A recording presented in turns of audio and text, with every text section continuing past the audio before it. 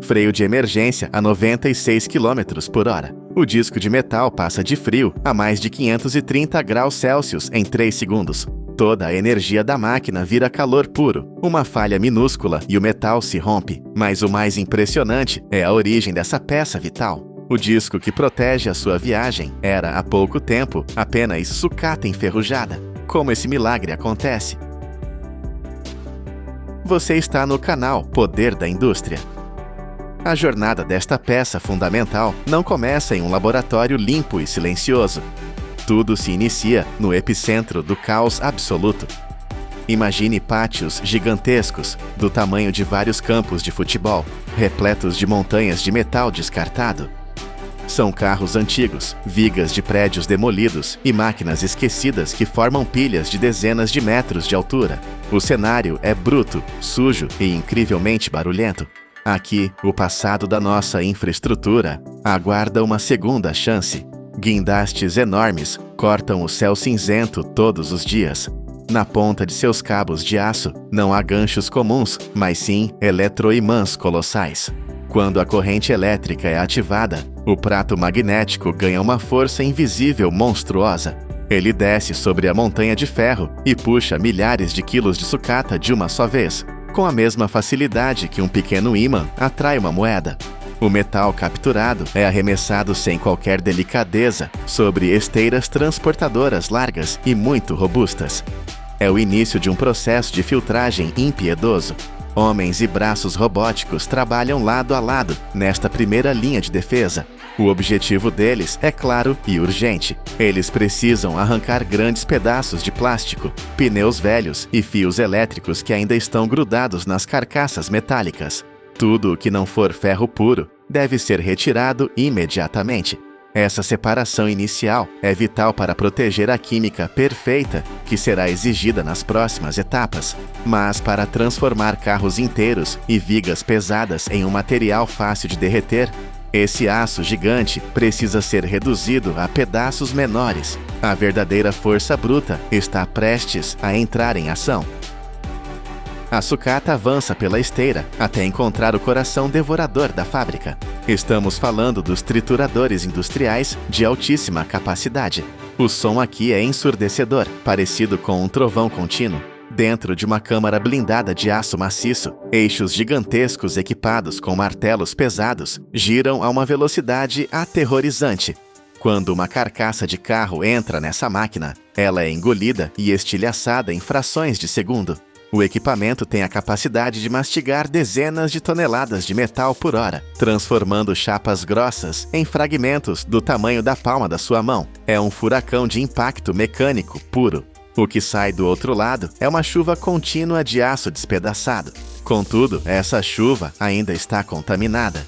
O fluxo entra agora em uma pista de obstáculos de alta tecnologia, desenhada para separar cada elemento com precisão cirúrgica. Primeiro, tambores magnéticos extremamente fortes capturam os pedaços de ferro, puxando-os para cima. A gravidade se encarrega de deixar a sujeira pesada cair no chão livremente. Logo depois, os fragmentos passam por uma máquina fascinante, chamada separador de correntes de Foucault. Este equipamento emite pulsos eletromagnéticos super rápidos. Eles criam um campo de força invisível que empurra o alumínio e o cobre para fora da esteira, fazendo com que esses metais voem pelo ar como se fossem empurrados por mágica. Para finalizar essa limpeza extrema, sensores ópticos varrem a esteira milhares de vezes por segundo. Se a câmera enxergar borracha ou polímero, um jato de ar comprimido atira o intruso para fora da linha em um único milissegundo. O aço agora está perfeitamente limpo, padronizado e pronto para encarar o verdadeiro inferno. A cascata de aço fragmentado cai diretamente no ventre do equipamento mais extremo de todo o complexo industrial. O forno de arco elétrico. É aqui que cruzamos a fronteira do ponto de não retorno. A câmara gigante é forrada com tijolos refratários incrivelmente grossos, os únicos capazes de suportar o que está por vir. A tampa de aço pesada se fecha, isolando o material do mundo exterior. Pelo teto do forno, 3 pilares enormes e escuros descem lentamente. São os eletrodos de grafite puro. Eles não encostam na sucata. Uma carga elétrica de magnitude estarrecedora é disparada através do espaço vazio. Essa energia rasga o ar e cria um arco elétrico contínuo, uma verdadeira tempestade de raios artificiais presa dentro do forno. A temperatura dispara para mais de 1.600 graus Celsius em questão de minutos. Esse ambiente é mais quente do que o magma derretido de um vulcão em erupção. O calor é tão absurdo que a sucata sólida perde sua forma instantaneamente, derretendo em uma piscina brilhante e radiante de fogo líquido. Para limpar as últimas impurezas invisíveis, tubos supersônicos injetam oxigênio puro direto no metal fervente. A reação química ilumina o galpão inteiro. Os engenheiros então adicionam calcário, que funciona como uma esponja, puxando o enxofre e outras sujeiras para formar uma crosta flutuante no topo. Uma única carga desse forno monstruoso pode derreter 100 toneladas de aço de uma vez. Especialistas aproveitam este estado líquido incandescente para adicionar doses exatas de carbono, silício e manganês. Essa receita secreta vai garantir a dureza exata que o disco de freio precisará ter no asfalto. A ressurreição do metal está completa. Com a química perfeitamente ajustada, o enorme caldeirão inclina e o líquido estelar é derramado em uma panela de fundição colossal. A temperatura ainda passa dos 1.480 graus Celsius. A luz emitida pelo aço derretido cega os olhos desprotegidos, obrigando os trabalhadores a usarem viseiras fortemente escurecidas. O metal está purificado, mas o processo de transformá-lo de volta em algo sólido é cheio de armadilhas. Se bolhas de gás microscópicas ficarem presas lá dentro, a peça final pode rachar sob pressão. Para evitar essa falha crítica, o aço passa por uma desoxidação agressiva. Os técnicos jogam doses exatas de alumínio na panela, o que provoca uma reação violenta que devora qualquer oxigênio escondido. O sangue brilhante da indústria escorre então para a máquina de lingotamento contínuo. O líquido flamejante entra em um molde de cobre, que é resfriado intensamente por jatos de água gelada. O choque térmico é instantâneo e brutal. Assim que o aço encosta no cobre frio, uma casca sólida se forma na mesma hora, prendendo o miolo que ainda está líquido e fervendo. É o nascimento de um novo bloco de metal. Um sistema de rolos pesados puxa essa coluna brilhante para baixo, sem parar. Chuveiros de altíssima pressão bombardeiam a superfície com névoa fria durante a descida inteira. A velocidade dessa queda é calculada matematicamente. O miolo precisa endurecer de fora para dentro de um jeito suave, sem criar buracos internos. O resultado final é um tarugo cinzento, maciço e sem nenhuma falha atômica. O fogo devolveu a forma ao aço, mas a segurança real vai exigir uma precisão que a temperatura não pode oferecer sozinha. O cenário da fábrica muda de maneira dramática. Deixamos o calor sufocante e o brilho intenso para entrar em uma área fria, extremamente limpa e dominada por um zumbido constante. É o setor de usinagem computadorizada. Os blocos de metal frio, ainda ásperos e cobertos por uma camada escura de oxidação, são erguidos com suavidade por garras robóticas e presos nas mandíbulas de aço do torno mecânico de alta tecnologia. A máquina acelera de forma agressiva, fazendo o pesado disco girar a milhares de voltas por minuto. Este é o momento em que a força bruta cede espaço para a perfeição milimétrica. Ferramentas de corte feitas de carboneto, um dos materiais mais resistentes conhecidos pela humanidade, aproximam-se da superfície que gira rápido. O primeiro toque arranca uma chuva de faíscas afiadas e fiapos de metal brilhante. A ferramenta não arranca pedaços com violência. Ela descasca a imperfeição com a leveza de um bisturi. A cada passagem, a lâmina de carboneto remove uma camada absurdamente fina. A exigência de precisão aqui não permite erros. Para que o disco de freio não vibre de forma perigosa quando você pisar no pedal em alta velocidade, as duas faces de atrito precisam ser totalmente paralelas. A margem de erro permitida é de apenas 1 a 2 milésimos de polegada. Isso é muito mais fino que um único fio de cabelo humano. Se houver um desvio mínimo, a roda do seu carro vai tremer de forma descontrolada. A máquina também fura os dutos de ventilação, essenciais para esfriar o disco com o vento, e corta o centro exato da peça. O metal que sai do torno brilha com um reflexo espelhado. Parece pronto, mas existe um perigo oculto. A violência do corte de precisão e o choque térmico do resfriamento lá no início deixaram marcas que os olhos não podem ver. O interior do metal está cheio de tensões acumuladas. Se esse disco lindo e polido fosse colocado agora mesmo no seu carro, o primeiro calor forte de uma freada faria a estrutura interna dele se contorcer, entortando a peça para sempre. Toda aquela precisão do milésimo de polegada iria direto para o lixo. Para garantir a segurança absoluta, o componente precisa passar pelo último e mais silencioso teste: o alívio de tensões. Os discos são colocados em fileiras organizadas e viajam para dentro de fornos incrivelmente compridos, que lembram túneis de luz brilhante. Lá, a temperatura sobe bem devagar, estacionando entre 480 e 640 graus Celsius. O objetivo agora não é derreter absolutamente nada. O calor serve apenas para penetrar no nível mais profundo dos átomos. Durante várias horas de exposição tranquila, a energia térmica faz com que os cristais internos do aço relaxem. Eles se movem microscopicamente, abandonando o estresse mecânico e se organizando de forma completamente equilibrada. É uma ironia genial da engenharia. Nós atacamos o disco com um calor brutal agora, justamente para que ele nunca mais sofra com o calor no futuro. Depois do tempo exato de descanso, o forno começa a esfriar de forma agonizantemente lenta. A temperatura cai grau por grau, trancando a estabilidade da peça para sempre. Quando as portas se abrem, o disco de freio não é só uma peça de aço duro, ele é inabalável. O estresse foi totalmente domesticado pela paciência térmica. A peça agora está finalmente pronta para encarar a força implacável das ruas e proteger os motoristas. Voltamos à estrada. O pneu grita contra o chão. O carro despenca de 96 km por hora para zero quase imediatamente. O disco brilha novamente a mais de 500 graus Celsius, mas não racha, não deforma. A sucata inútil testada através do fogo e da precisão milimétrica virou a âncora invisível que protege vidas. O caos absoluto encontrou a sua ordem perfeita. A alquimia da indústria transformou a destruição no mais absoluto e puro controle. Em apenas 3 anos, a China consumiu mais cimento do que os Estados Unidos durante todo o século XX. É uma estatística que desafia a compreensão.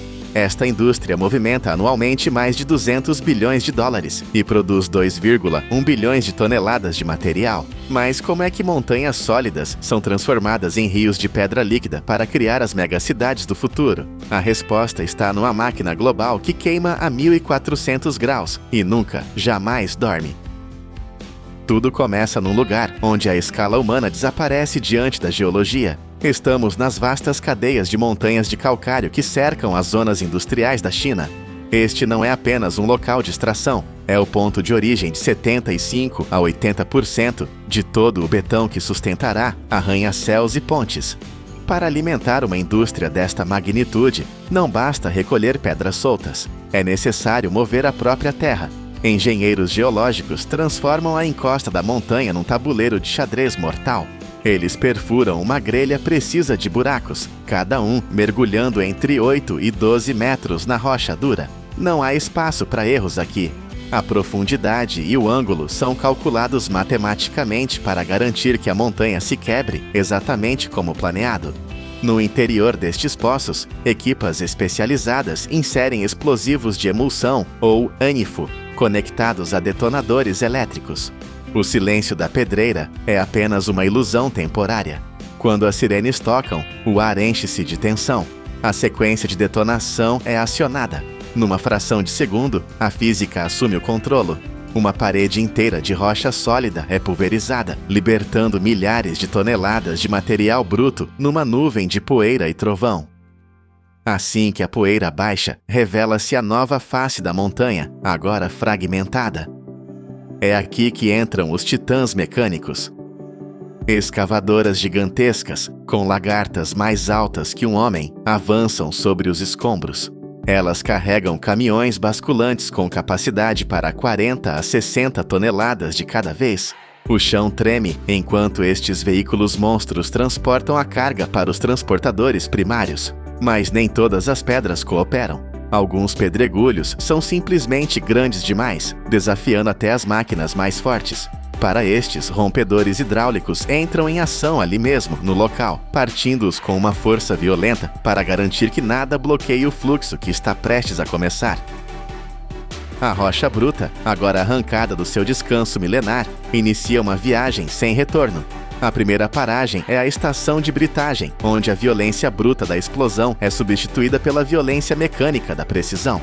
Trituradores de mandíbula que funcionam como bocas de aço insaciáveis, ou trituradores de martelo rotativos, atacam a rocha. O som é ensurdecedor, pedra contra metal, milhares de vezes por minuto. O objetivo é implacável: reduzir pedregulhos do tamanho de carros para pedaços uniformes, menores que 100 milímetros. Mas o calcário não viaja sozinho. De pedreiras vizinhas, escavadoras de caçamba extraem argila, um ingrediente vital que não requer explosivos, mas exige um controle químico rigoroso. O que acontece a seguir é uma maravilha da logística moderna. Em vez de frotas infinitas de caminhões a queimar gasóleo, muitas fábricas modernas utilizam um sistema de autoestradas de borracha. Correias transportadoras com quilômetros de comprimento estendem-se através de vales, colinas e corredores técnicos.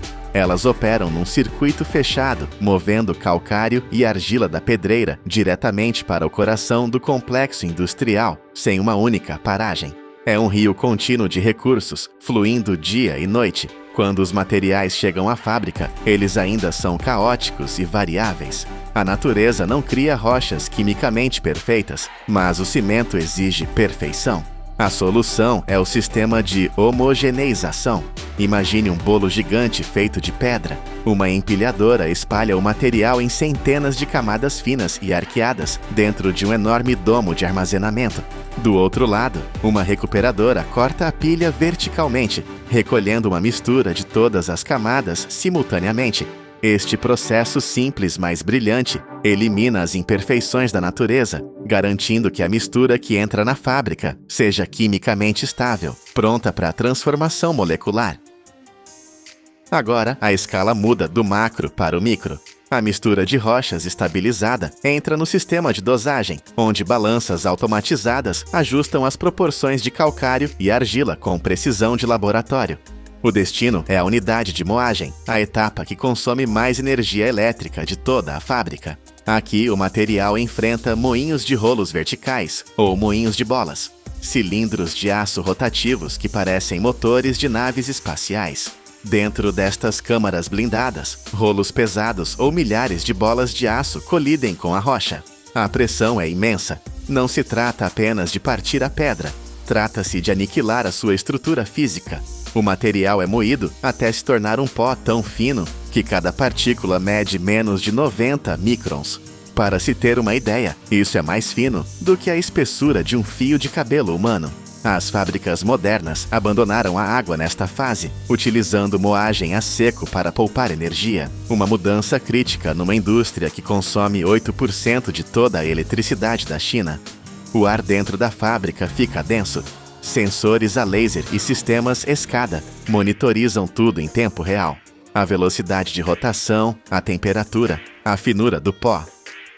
Se a mistura variar apenas uma fração de %, o computador ajusta as máquinas instantaneamente.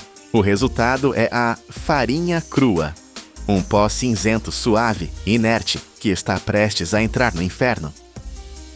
Diante de nós ergue-se a torre de pré-aquecimento, uma estrutura de aço que se assemelha a um arranha-céu industrial. É aqui que a química acontece. A farinha crua é lançada no topo da torre e começa a cair através de uma série de ciclones gigantes. À medida que desce, ela encontra gases quentes que sobem do forno abaixo. Não é apenas uma queda, é um choque térmico. Em segundos, a temperatura do pó salta da temperatura ambiente para 850 graus Celsius. No coração da torre, no calcinador, o calcário começa a morrer e a renascer. Os carbonatos quebram-se, libertando dióxido de carbono e transformando-se em minerais reativos. Mas o calor tem um custo. Para alimentar esta besta térmica, a indústria recorre à reciclagem brutal. Pneus velhos de carros triturados em lascas são injetados nas chamas. Eles queimam a quase 540 graus Celsius, fornecendo energia vital e substituindo o carvão, reduzindo assim a pegada de carbono. A mistura superaquecida entra agora na peça central da fábrica, o forno rotativo. É um tubo de aço colossal, ligeiramente inclinado, que gira lentamente com um rugido profundo e constante. Lá dentro, a temperatura é um pesadelo controlado de 1180 a 1400 graus Celsius. É mais quente do que a lava de muitos vulcões. Nesta fornalha, a farinha crua derrete. Ela deixa de ser pó e torna-se um líquido viscoso, brilhando num vermelho incandescente. A química molecular altera-se fundamentalmente. O óxido de cálcio funde-se com silicatos e aluminatos para criar algo novo, clinker. Estas são as sementes do betão, nódulos duros, do tamanho de berlindes, que contêm a força latente para sustentar arranha-céus. Câmaras infravermelhas vigiam o interior do forno, garantindo que a chama, longa e penetrante, mantenha o calor exato. 1 grau a menos e o cimento falha, 1 grau a mais e o combustível é desperdiçado. É um equilíbrio precário mantido no meio de um furacão de fogo. O clinker sai do forno ainda a brilhar com um calor feroz, rolando como pedras de lava, mas a sua estrutura precisa de ser congelada no tempo. Ele cai imediatamente sobre uma grelha móvel no sistema de arrefecimento. De baixo, ventoinhas industriais sopram rajadas violentas de ar frio. O choque é instantâneo. A temperatura cai de mais de 1000 graus para algo que se pode tocar. O ar quente recuperado é enviado de volta para a torre, num ciclo de eficiência térmica, enquanto o clinker muda de cor, do vermelho vivo para um cinzento escuro e sem vida. Mas estas pedras duras ainda não são cimento. Elas precisam de uma última transformação. O clinker arrefecido é transportado para o moinho final, onde é misturado com um ingrediente secreto, gesso, cerca de 3 a 5% da mistura, e por vezes cinzas volantes.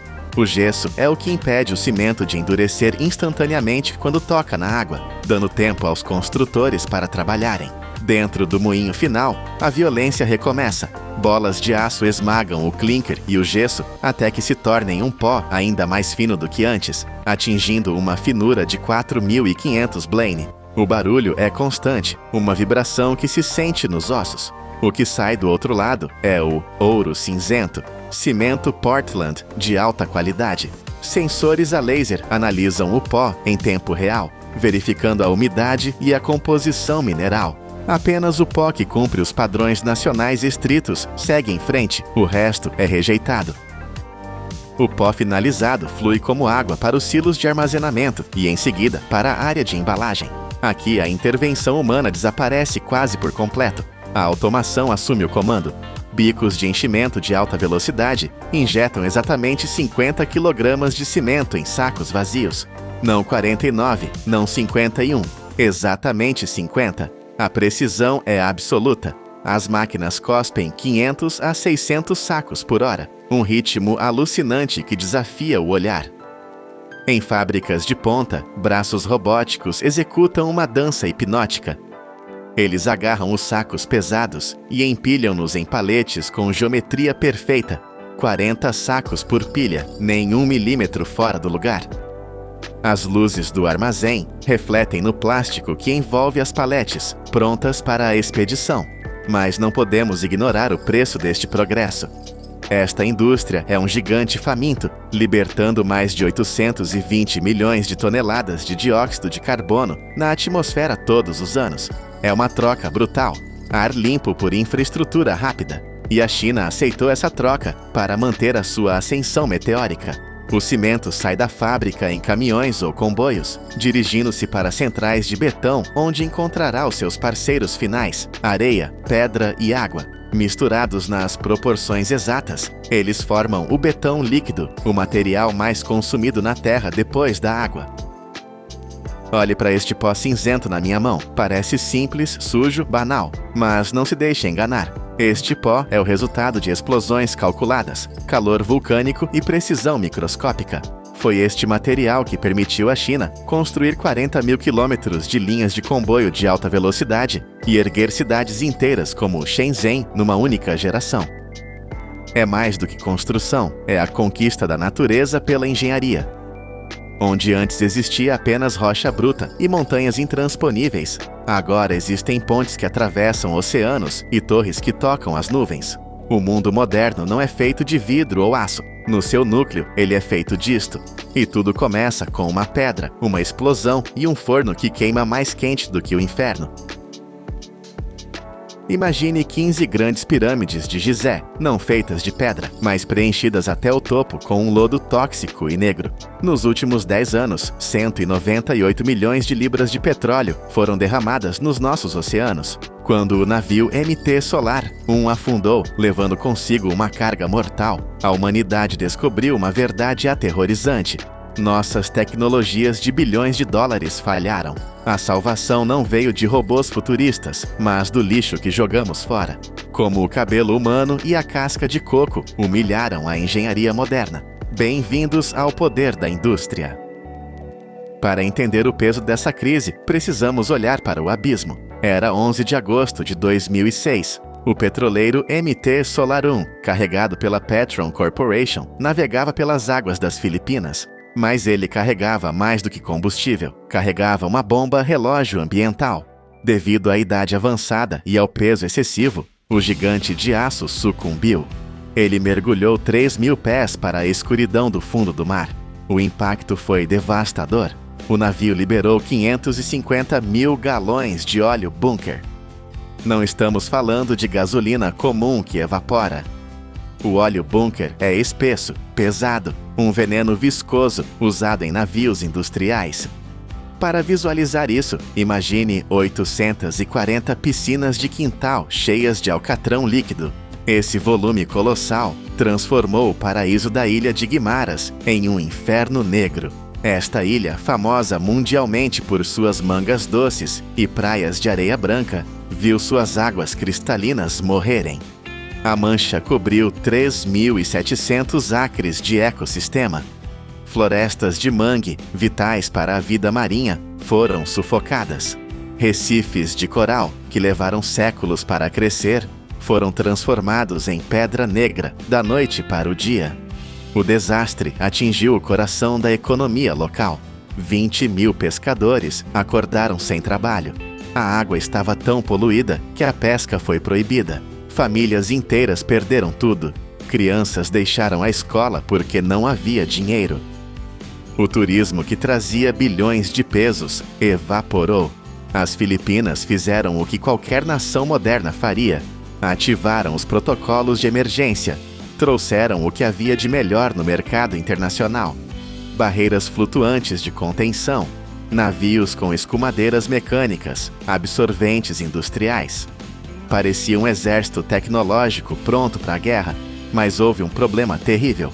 O óleo bunker riu dessas tecnologias. Ele era denso demais. Ele não flutuava simplesmente. Ele se aglutinava, colava nas rochas, penetrava na areia e passava por baixo das barreiras. As máquinas ocidentais, projetadas para óleos mais leves, tornaram-se sucata inútil. Além disso, a geografia era um pesadelo. A reserva marinha ficava longe, acessível apenas por estradas estreitas, onde a maquinaria pesada não passava. Não havia navios de limpeza americanos ou europeus por perto.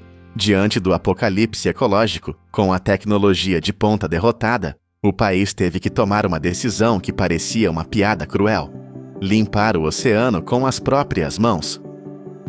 Quando o metal e o plástico falharam, a engenharia olhou para a biologia. A solução encontrada foi tão bizarra que o mundo duvidou. Eles decidiram usar cabelo humano. Sim, o mesmo cabelo que varremos do chão das barbearias. De repente, uma mobilização nacional começou. De Manila a Cebu, milhares de salões de beleza pararam de jogar o cabelo no lixo. Estudantes universitários formaram filas, não para festas, mas para raspar a cabeça e doar seus fios para salvar o mar. Mas por que cabelo? Isso não é magia, é física pura. O cabelo humano tem uma estrutura superficial única, cheia de escamas microscópicas.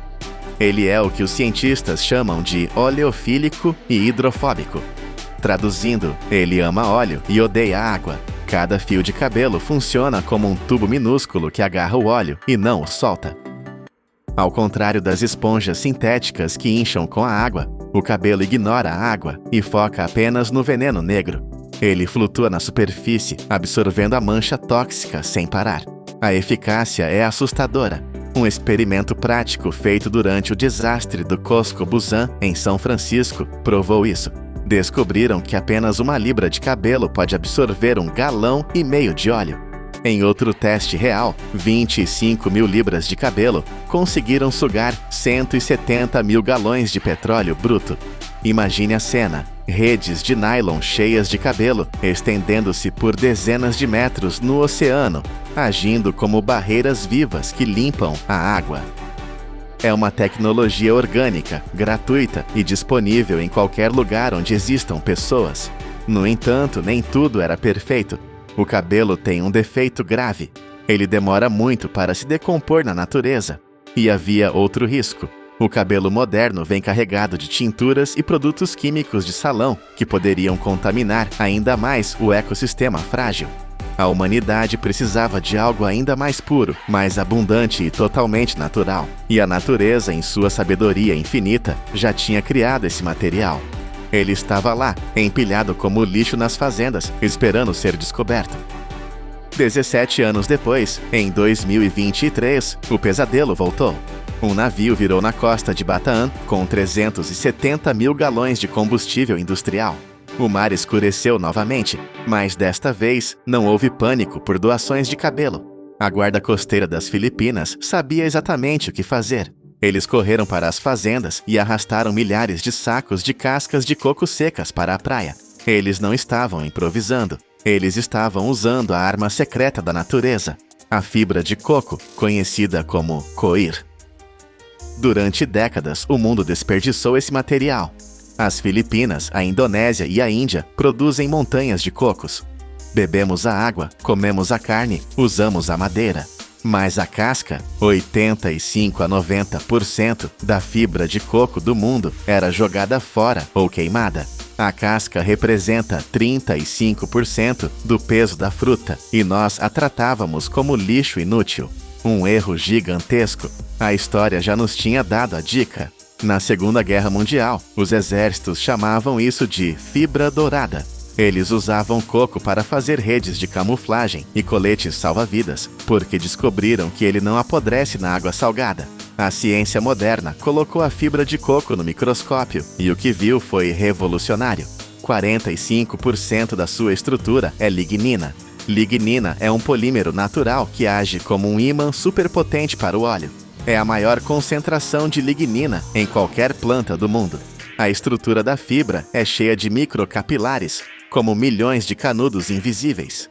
Em testes na Tailândia, a fibra de coco absorveu 30 vezes mais óleo do que a palha comum.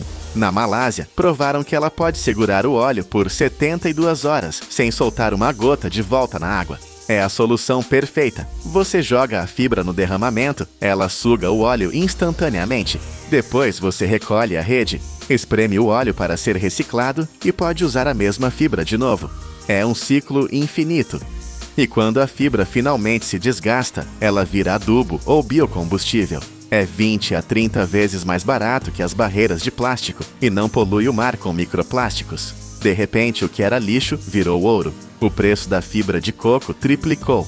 Fábricas surgiram apenas para criar essas barreiras. A ONU declarou oficialmente a fibra de coco como o absorvente de óleo biodegradável mais eficaz que a humanidade possui.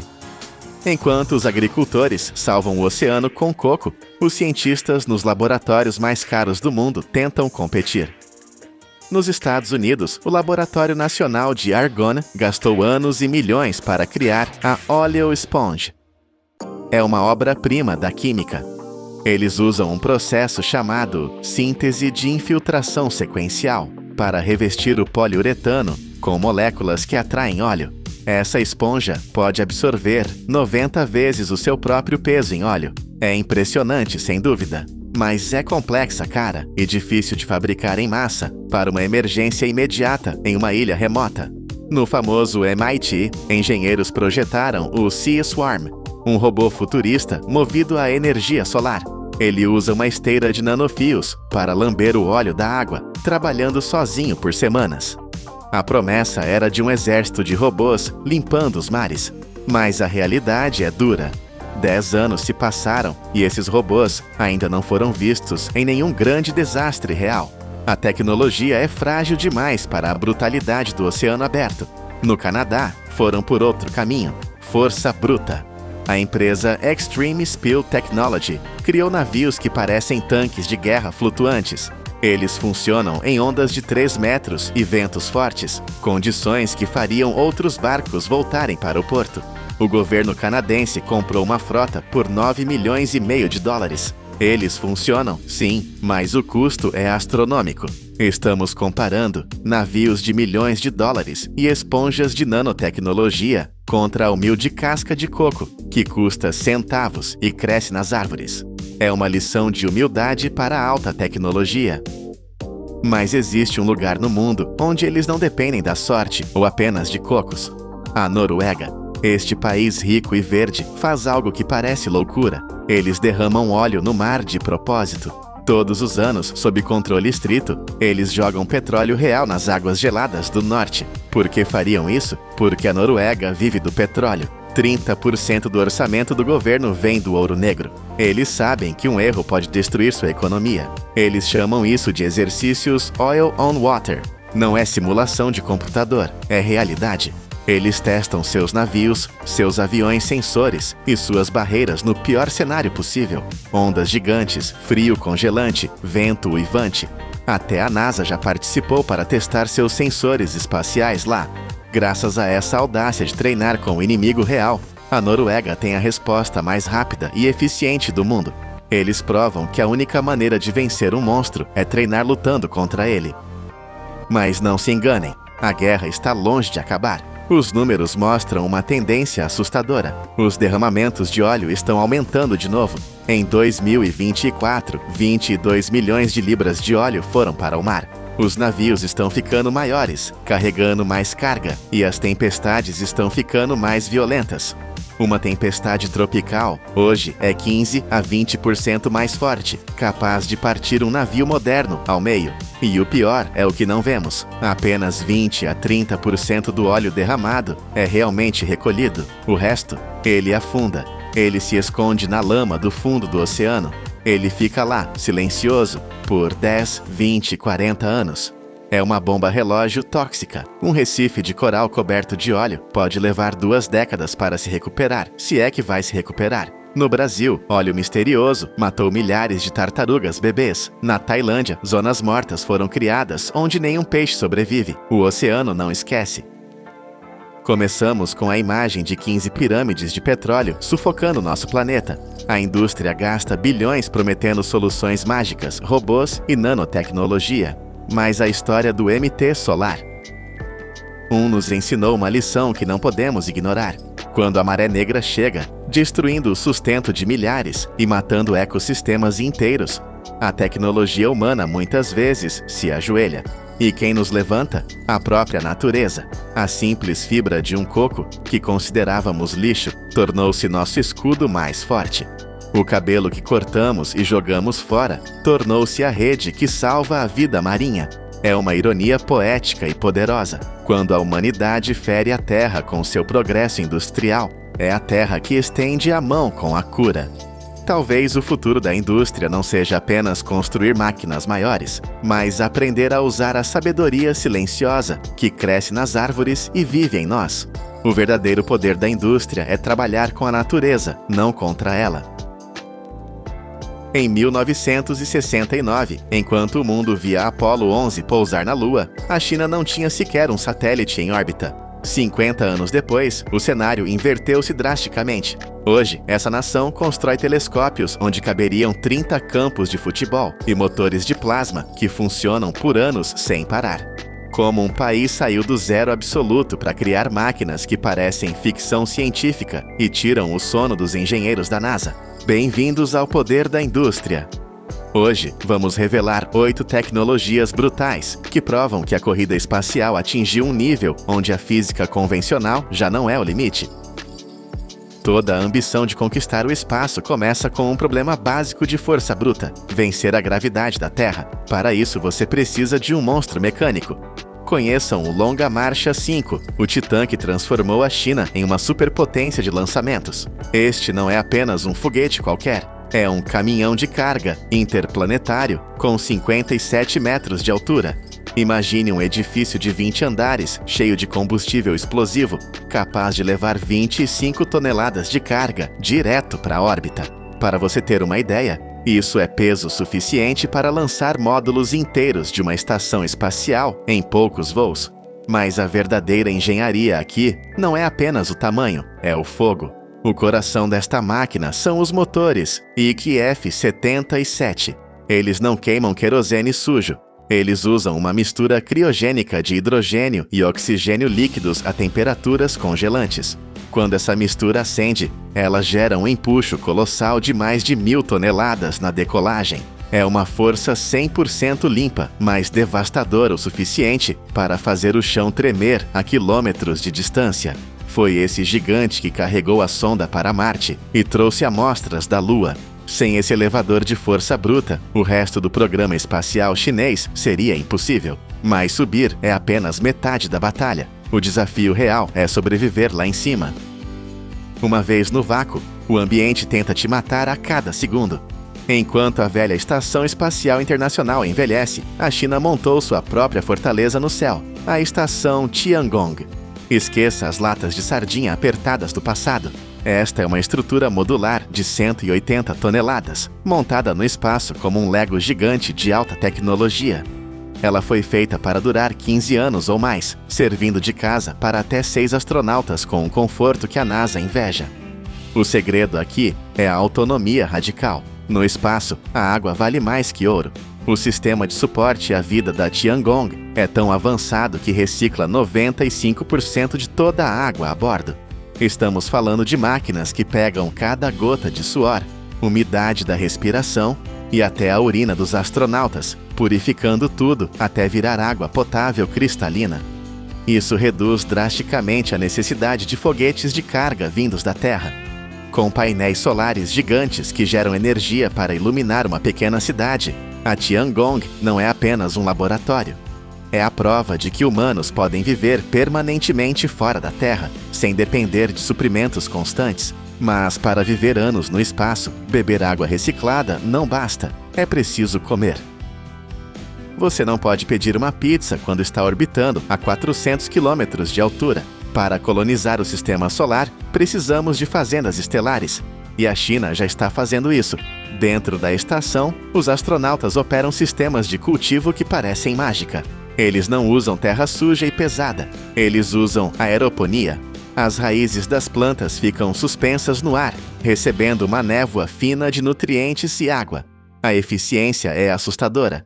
Esse sistema usa 98% menos água do que uma fazenda na Terra. Sob luzes LED especiais que imitam o espectro perfeito do Sol, eles conseguiram completar o ciclo total de vida de arroz e trigo, da semente à colheita, em gravidade zero. As plantas crescem mais rápido porque não lutam contra a gravidade e têm luz 24 horas por dia. Isso não é apenas um experimento de jardinagem, é a tecnologia crítica de sobrevivência. Se quisermos ir para Marte, essas máquinas de névoa nutritiva serão a única coisa entre os colonos e a fome. Agora que temos a base e a comida, surge o maior perigo moderno, a segurança da informação. Imagine controlar uma frota espacial e ter seus comandos hackeados por um inimigo. Para evitar isso, a China construiu algo que a física clássica dizia ser impossível: a rede espacial quântica. O satélite Mícios, lançado em 2016, quebrou todos os recordes ao enviar chaves de criptografia quântica do espaço para a Terra, cobrindo uma distância de 1.200 quilômetros. Por que isso é tão revolucionário? Porque é fisicamente inviolável. A informação é transmitida através de partículas de luz, ou fótons, que estão entrelaçados. Se um espião tentar interceptar ou ler essa mensagem no meio do caminho, a própria lei da física quântica destrói a informação instantaneamente. É como uma carta que se desintegra assim que alguém toca nela. Eles já fizeram videochamadas entre continentes que nenhum supercomputador do mundo consegue quebrar. O objetivo final é criar uma internet global blindada, onde satélites e cidades conversam em sigilo absoluto. Com a retaguarda segura, a China começou a olhar para o chão de outros planetas. Pousar em Marte é o cemitério de muitas missões espaciais. Apenas 3 nações conseguiram, mas o rover chinês Zhurong não foi lá apenas para tirar fotos bonitas. Ele foi para fazer uma radiografia do planeta. Enquanto a maioria dos robôs olha apenas para a superfície, o Zhurong carrega um radar de penetração no solo. Ele consegue ver até 100 metros de profundidade abaixo da poeira vermelha. Essa visão de raio-x permitiu encontrar evidências claras de camadas de gelo e água líquida antiga enterradas, algo que mudou nossa compreensão da história de Marte. E ele é resistente. Seus painéis solares têm o formato de asas de borboleta e possuem uma tecnologia ativa para sacudir a poeira acumulada, permitindo que ele sobreviva a tempestades de areia brutais. Ele deveria durar 90 dias, mas continuou operando e enviando dados, provando que a engenharia chinesa aguenta o ambiente mais hostil do sistema solar. Mas olhar o chão é limitado. Para dominar o espaço, você precisa de olhos e ouvidos que alcancem o infinito. Para ouvir os segredos do universo, a China não construiu apenas um telescópio. Eles construíram uma bacia de concreto e metal do tamanho de uma montanha. O telescópio FAST é o maior radiotelescópio de prato único do mundo. Ele tem 500 metros de diâmetro. Para você visualizar, dá para colocar 30 campos de futebol dentro dele e ainda sobra espaço. Localizado em uma cratera natural nas montanhas, ele é o ouvido mais sensível da Terra. Dizem que ele é tão preciso que poderia detectar o sinal de um celular se alguém estivesse usando um na Lua. Mas o truque genial são os seus 4.450 painéis de alumínio. Eles são ativos. Motores puxam e empurram esses painéis em tempo real, mudando a forma do prato para focar em diferentes partes do céu. É um olho gigante que muda de forma. Ele já descobriu centenas de novos pulsares, estrelas mortas que giram freneticamente, ouvindo sons que viajaram bilhões de anos até chegarem aqui. Mas o universo não apenas sussurra em rádio, ele grita em explosões violentas.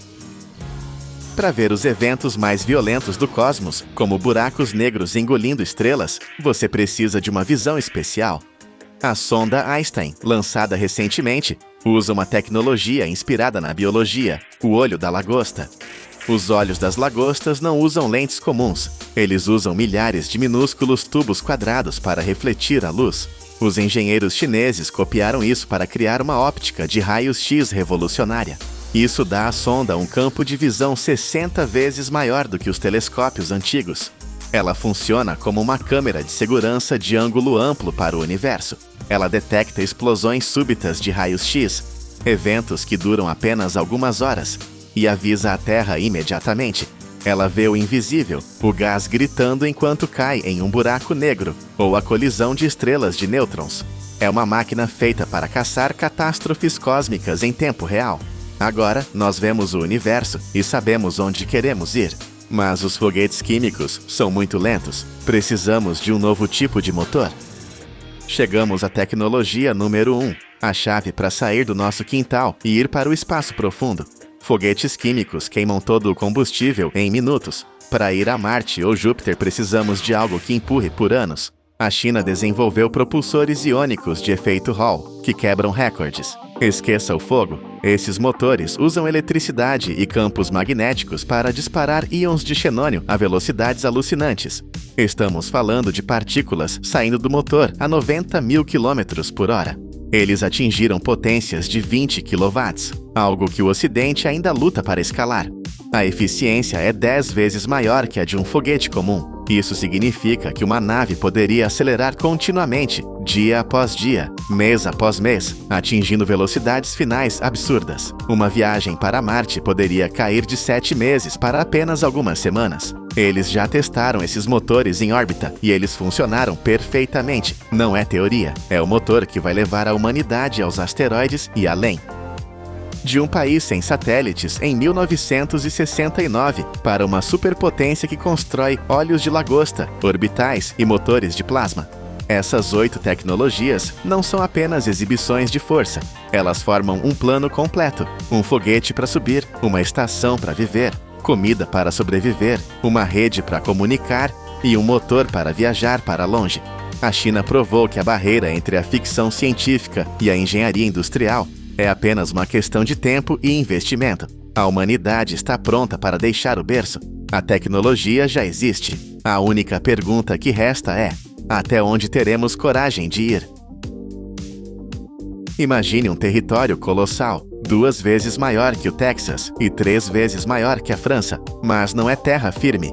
É um arquipélago flutuante e tóxico, formado por 1 trilhão e 800 bilhões de fragmentos de plástico. Durante décadas, os cientistas disseram que limpar esse caos custaria bilhões e levaria milhares de anos. Era considerado impossível. Mas hoje, uma tecnologia revolucionária já removeu 45 milhões de quilos desse lixo. Como transformamos um desastre planetário em uma das maiores vitórias da engenharia moderna?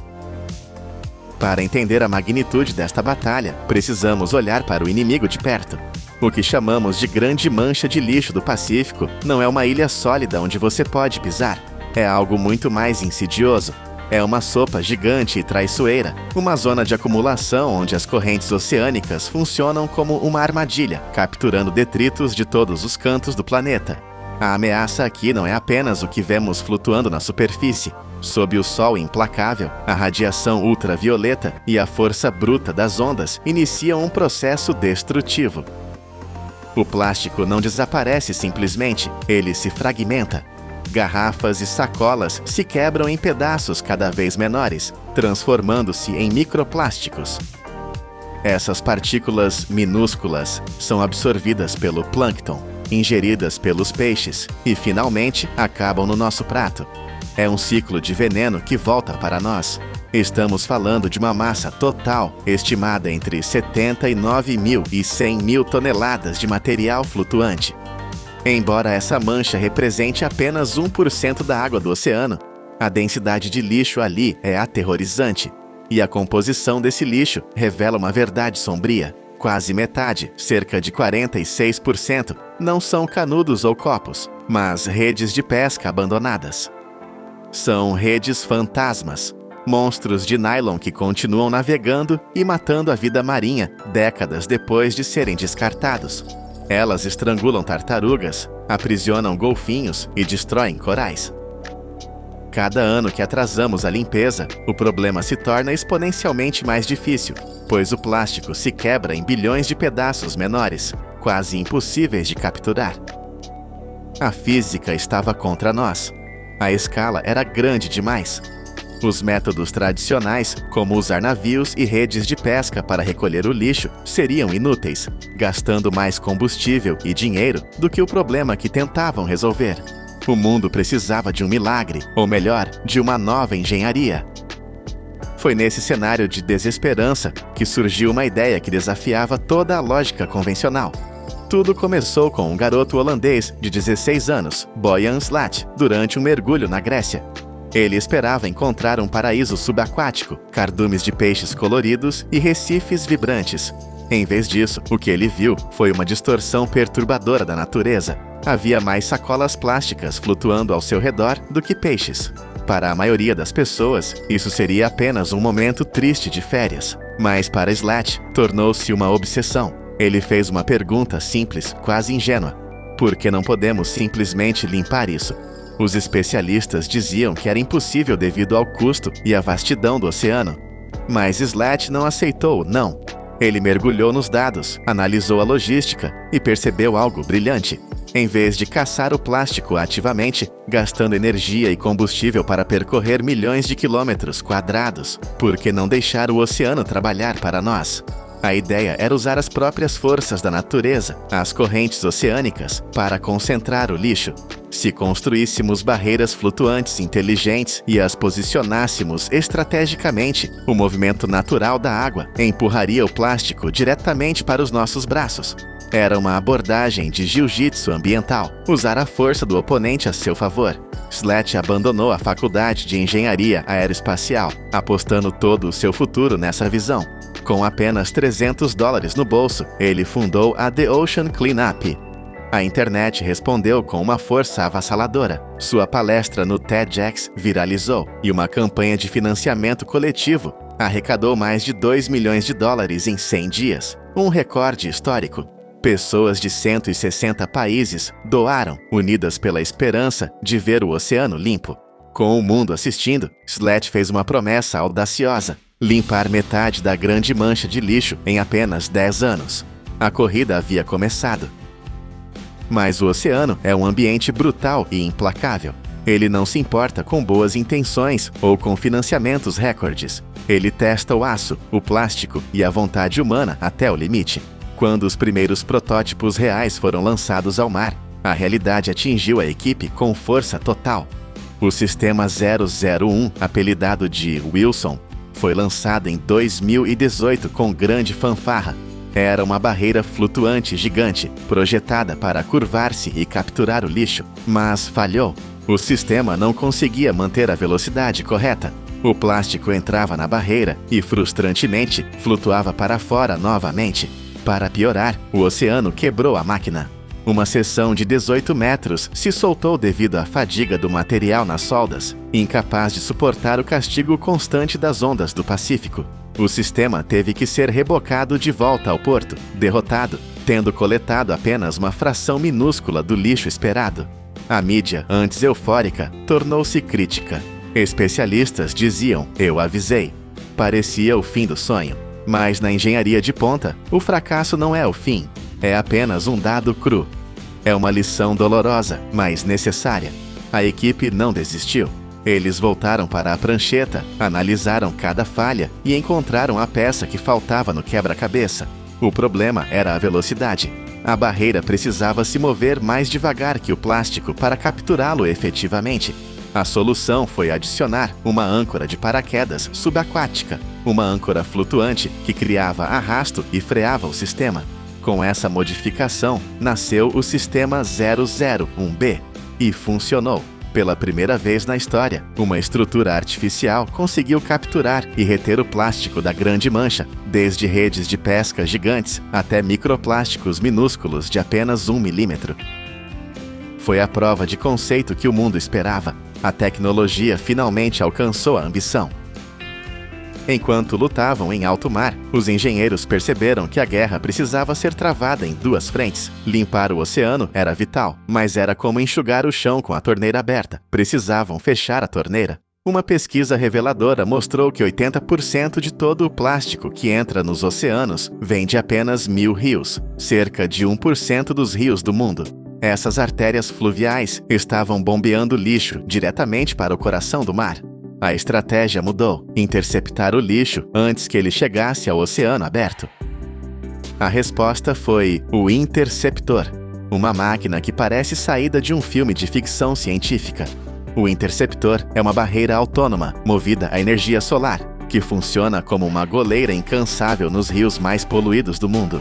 Ancorado no leito do rio, ele usa uma barreira flutuante longa para desviar o lixo da correnteza. O design é genial. A barreira não bloqueia a água nem atrapalha os peixes, mas guia garrafas, pneus e sacolas diretamente para a boca da máquina. Uma vez lá dentro, uma esteira rolante de aço inoxidável, robusta o suficiente para aguentar troncos e geladeiras velhas, levanta o lixo da água. Um computador de bordo distribui o lixo uniformemente em contêineres internos e avisa quando está cheio. É uma operação silenciosa, limpa e mortalmente eficiente. Um único interceptor pode extrair até 100 mil quilos de lixo por dia. Eles operam 24 horas por dia, 7 dias por semana, sem descanso, alimentados apenas pelo sol. Agora, em vez de perseguir o lixo disperso por quilômetros, a humanidade tinha uma maneira de pará-lo na fonte em escala industrial. Com a tecnologia comprovada nos rios e no oceano, chegou a hora de escalar, de deixar de ser um experimento e se tornar uma indústria de limpeza planetária. A partir de 2021, a The Ocean Cleanup lançou sistemas maiores, mais fortes e mais inteligentes. O Sistema 002 e depois o gigantesco Sistema 03 transformaram a coleta de lixo em uma operação massiva. Imagine redes com quilômetros de extensão sendo arrastadas por navios, varrendo a superfície do oceano com precisão cirúrgica. As imagens são de tirar o fôlego. Quando a rede é içada para o convés, uma montanha de lixo se revela. São toneladas de redes emaranhadas, caixas, capacetes, brinquedos e garrafas que flutuavam há décadas. Em uma única operação, eles conseguiram retirar quase 1,5 milhão de quilos de lixo. É uma quantidade que desafia a imaginação. Até o final de 2025, a organização já havia removido mais de 45 milhões de quilos de plástico dos ecossistemas aquáticos. Isso equivale a quase 100 milhões de libras de lixo que não estão mais envenenando nosso planeta. A frota cresceu para dezenas de interceptores operando em rios da Ásia, América Latina e África. Centenas de pessoas de 30 nações trabalham juntas, monitorando dados, pilotando navios e operando máquinas. O que começou como o desenho de um adolescente em um guardanapo, agora é uma operação multinacional, movendo montanhas de detritos sintéticos. A humanidade provou que tem a capacidade não apenas de destruir, mas de restaurar em grande escala. Mas a história não termina quando o lixo sai da água. Pelo contrário, surge uma nova questão crítica: o que fazer com milhões de quilos de plástico degradado e sujo? Simplesmente movê-lo de um lugar para outro não resolve o problema. É preciso garantir que esse plástico nunca mais volte à natureza. O processo de pós-coleta é tão rigoroso quanto a extração. Assim que chega à terra firme, o lixo entra em uma cadeia de custódia estrita. Ele é triado, lavado e analisado. Parte desse plástico, aquele que ainda mantém alguma integridade estrutural, é reciclado. E aqui a engenharia brilha novamente. O plástico retirado do meio da mancha de lixo foi transformado em produtos duráveis, como óculos de sol de alta qualidade. Ao comprar esses produtos, as pessoas financiam a limpeza de mais partes do oceano, criando um ciclo virtuoso. É a economia circular em sua forma mais pura. O lixo de ontem financia a limpeza de amanhã. No entanto, a realidade é dura. Cerca de 80% do material coletado está tão danificado pelo sol e pelo sal que não pode ser reciclado convencionalmente. Para esse material, a solução é a recuperação de energia térmica ou o confinamento seguro, garantindo que ele seja eliminado da biosfera para sempre. Cada quilo é contabilizado, nada volta para o mar. As críticas existem, é claro. Alguns dizem que devemos focar apenas em parar a produção de plástico. Mas a The Ocean Cleanup provou com dados que o risco de deixar o plástico lá fora é muito maior do que o risco de tirá-lo. Com um custo estimado de 7 bilhões e meio de dólares para limpar toda a mancha, o preço é alto, mas é uma fração do que gastamos em guerras ou luxos. É o preço de salvar o nosso oceano. Começamos esta jornada com um número assustador. 1,8 trilhão de pedaços de lixo. Parecia um inimigo invencível, mas terminamos com outro número, 2040. Essa é a meta para remover 90% de todo o plástico flutuante dos oceanos. O que vimos aqui não foi apenas a limpeza de lixo, foi a limpeza da nossa própria consciência coletiva. Provamos que a tecnologia, quando guiada por um propósito inabalável, pode reverter décadas de negligência. De um mergulho frustrante na Grécia a frotas de robôs autônomos nos rios mais remotos do mundo, a humanidade mostrou sua verdadeira força. O oceano não pode se curar sozinho, mas agora ele tem um aliado poderoso. Não é mágica, é engenharia, persistência e a recusa absoluta em aceitar o impossível. E a maior lição de todas: se podemos limpar o maior oceano da Terra, não há limite para o que podemos consertar a seguir. Imagine uma cidade isolada, onde a cada 3 dias, um morador desaparece sem deixar rastros no chão. Ninguém vê o assassino chegar. A única pista são corpos que caem do céu com o tórax perfurado. Isso aconteceu na Ilha de Barro Colorado, quando a humanidade quebrou um século de paz artificial, ao soltar o predador mais letal das Américas. Uma criatura com garras maiores que as de um urso pardo. A pergunta era brutal. Será que uma espécie que esqueceu o medo por 100 anos consegue reaprender a sobreviver em apenas um mês? Para compreender a magnitude deste desastre controlado, precisamos olhar para uma das maiores obras de engenharia da história humana, o Canal do Panamá. No início do século XX, quando engenheiros bloquearam o rio Chagres para criar o Lago Gatun, eles não estavam apenas conectando 2 oceanos para o comércio global. Eles estavam, sem saber, criando um laboratório biológico acidental de proporções épicas.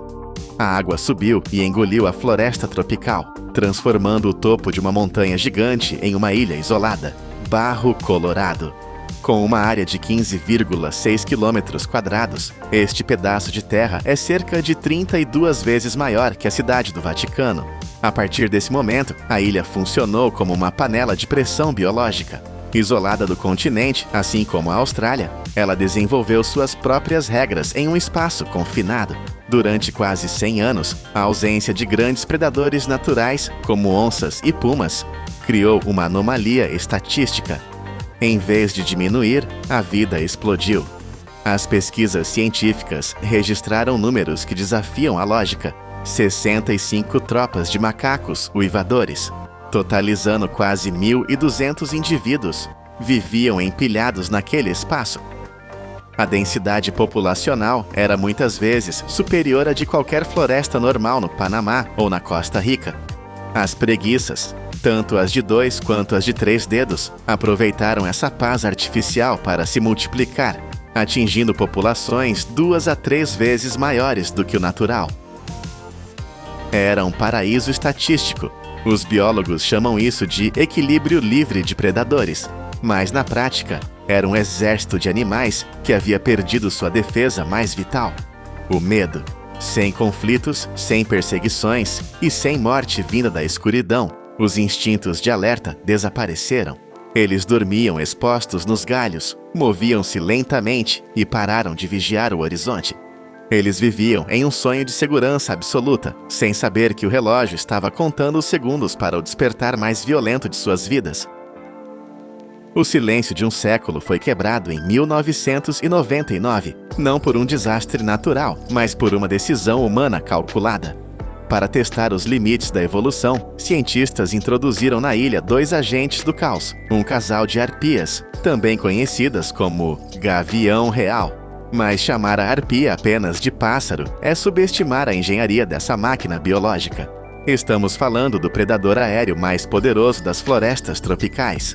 Vamos analisar os dados técnicos dessa aeronave de combate. A fêmea introduzida pesava entre 9 e 12 kg, o equivalente a um cão de médio porte, mas com a capacidade de voar em silêncio absoluto. Sua envergadura atingia impressionantes 224 centímetros, projetando uma sombra capaz de cobrir o topo das árvores. No entanto, o verdadeiro terror não está nas asas, mas no sistema de armas. As garras de uma arpia medem mais de 5 centímetros de comprimento. Para você ter uma ideia do que isso significa, essas garras são proporcionalmente maiores e mais afiadas do que as de um urso pardo americano. A força mecânica que essas garras exercem é devastadora. Elas não precisam cortar, elas esmagam. A pressão é suficiente para imobilizar a presa instantaneamente, desligando o sistema nervoso antes mesmo que a vítima entenda o que aconteceu. Quando esses 2 predadores foram soltos, equipados com transmissores de rádio para que cada movimento fosse rastreado, eles encontraram o cenário perfeito. A ilha não era apenas um habitat, era um banquete servido em pratos de prata. Havia uma abundância de alvos lentos, gordos e completamente ignorantes sobre o perigo aéreo. O macho e a fêmea não precisavam caçar, eles apenas precisavam colher. O que se seguiu foi uma demonstração fria de eficiência industrial.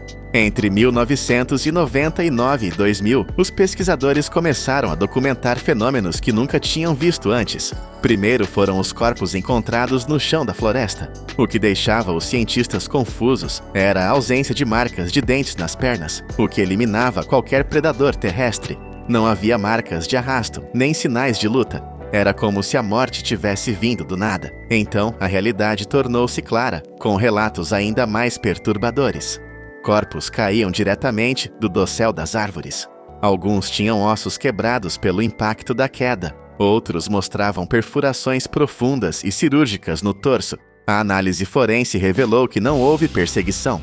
As vítimas não tiveram tempo de resistir. O ataque acontecia tão rápido que o cérebro da presa mal registrava a presença do predador. Os dados de campo mostraram uma estatística avassaladora. Em menos de 12 meses, 100% das tropas de macacos uivadores da ilha registraram a perda de pelo menos um indivíduo. Era uma sentença de morte garantida. Em média, uma caçada bem-sucedida ocorria a cada 3 a 5 dias. A taxa de sucesso da fêmea era de 49%, enquanto o macho atingia 38%, números excepcionalmente altos para qualquer predador. Mais de 50% das vítimas eram preguiças, lentas e vivendo no topo das árvores, elas não tinham chance. Para as preguiças de 2 dedos, que se defendem com garras afiadas e ficam penduradas de cabeça para baixo, a harpia revelou uma adaptação mecânica incrível. Ela voava por baixo, invertia o corpo no ar como um caça de combate e arrancava a presa do galho, evitando qualquer contra-ataque. Não havia zona de segurança. O topo das árvores era perigoso. O chão era perigoso. A ilha tinha se tornado um matadouro a céu aberto. Mas o verdadeiro objetivo do experimento não era medir a contagem de corpos. A pergunta científica era mais profunda. Será que animais que viveram em paz por gerações ainda sabem o que é o medo? As primeiras semanas sugeriram que não. Quando os ataques começaram, a reação foi o pânico total e desorganizado. Os macacos gritavam e corriam sem direção, sem entender que a morte vinha de cima. No entanto, a natureza possui um sistema de backup incrível. Em questão de poucos meses, o comportamento de uma espécie inteira foi reescrito. Foi uma evolução cultural em tempo recorde. Os primatas começaram a reconhecer não apenas o grito da harpia, mas até o som sutil do vento cortado por suas penas. E o mais importante, eles começaram a olhar para cima. O comportamento de defesa foi reconstruído do zero. As fêmeas com filhotes pararam de se expor e recuaram para a folhagem mais densa e escura da floresta. Os machos adultos assumiram posições de combate, espalhando-se para vigiar o céu e emitindo sinais de alerta constantes, sacrificando sua própria segurança pelo grupo. E o mais impressionante, eles desenvolveram um novo código de linguagem. Um alarme sonoro específico que significava apenas uma coisa: perigo aéreo. O medo foi reaprendido, provando que o instinto de sobrevivência nunca desaparece completamente. Ele apenas dorme. Apesar dessa adaptação heróica, a matemática do experimento estava condenada. A ilha de Barro Colorado, com seus 15 quilômetros quadrados, era simplesmente pequena demais para sustentar esse nível de pressão. Não era um ecossistema, era uma arena fechada. Algumas tropas de macacos perderam entre 30% e 40% de seus membros em poucos meses. A morte de um único adulto causava um efeito dominó devastador. Quando um líder morria, a estrutura social da tropa entrava em colapso. Filhotes ficavam desprotegidos, o estresse disparava e a reprodução parava. Era como remover as colunas principais de um prédio. A estrutura não caía imediatamente, mas ficava fatalmente enfraquecida. Não havia para onde fugir. Não havia uma zona de amortecimento ecológica onde as populações pudessem se recuperar ou receber novos membros de fora. O experimento estava caminhando rapidamente para a extinção local das presas. Diante dessa realidade inegável, em agosto do ano 2000, o projeto foi encerrado. As 2 águias foram recapturadas e removidas da ilha. A intervenção humana teve que parar a engrenagem que ela mesma havia colocado em movimento. A remoção das águias revelou um paradoxo cruel. A criatura que reinou como um monstro invencível na ilha é, na realidade global, extremamente frágil. A harpia está à beira da extinção. Desde o século XVIII, seu território encolheu mais de 60%.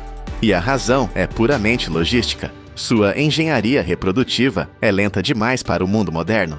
Um casal de harpias cria apenas um filhote a cada 2 ou 3 anos. O investimento é enorme. O ovo precisa de 2 meses de incubação e o filhote depende dos pais por mais de 1 ano. Isso significa que durante toda a sua vida, um par pode produzir com sucesso apenas 2 ou 3 descendentes. A morte de um único adulto apaga uma linhagem inteira. Além disso, a exigência de espaço é monumental. Cada par precisa de cerca de 100 quilômetros quadrados de floresta primária contínua para caçar. Quando cortamos a floresta com estradas e fazendas, destruímos a infraestrutura necessária para a operação dessa máquina biológica. Para salvar a espécie, a solução encontrada foi transformar a harpia em um ativo econômico. O ecoturismo tornou-se a nova barreira de proteção. Em vez de derrubar a árvore do ninho, os proprietários de terras agora constroem torres de observação. Turistas viajam o mundo para ver o unicórnio da selva, gerando renda para as comunidades locais. O valor da águia viva superou o valor da madeira morta. É uma conservação baseada no lucro e na admiração, criando um ciclo onde a floresta permanece de pé, porque a arpia precisa dela. Mas nunca devemos esquecer que estamos lidando com forças selvagens, não com atrações de parque temático. Esse limite foi testado violentamente em outubro de 2023, na Guiana Francesa. Um grupo de turistas aproximou-se demais de uma arpia selvagem, fascinados por sua majestade. Uma mulher de 29 anos tentava conseguir o melhor ângulo para uma foto quando a águia decidiu que o limite havia sido cruzado. A ave desceu. Suas garras prenderam-se na parte de trás da cabeça da mulher. Não foi um ataque total de predação, mas um aviso territorial. O companheiro da vítima teve que golpear a águia fisicamente para que ela soltasse. A mulher sobreviveu, mas o incidente serviu como um lembrete brutal. Não importa nossa tecnologia, para o predador, somos apenas carne macia invadindo seu espaço. Nós começamos com a pergunta sobre se o medo pode ser reaprendido. A resposta de Barro Colorado foi um sim definitivo. Mas a lição maior é sobre engenharia de ecossistemas. A natureza não é um quebra-cabeça onde podemos adicionar ou remover peças à vontade. O equilíbrio é uma tensão violenta e constante. Quando tentamos simular a natureza em uma caixa de 15 quilômetros, criamos um coliseu, não um lar. A harpia não é um vilão, os macacos não são vítimas. Ambos são peças de uma máquina complexa que só funciona quando tem espaço infinito para operar. E sempre que tentamos controlar essa máquina, o preço é pago em sangue.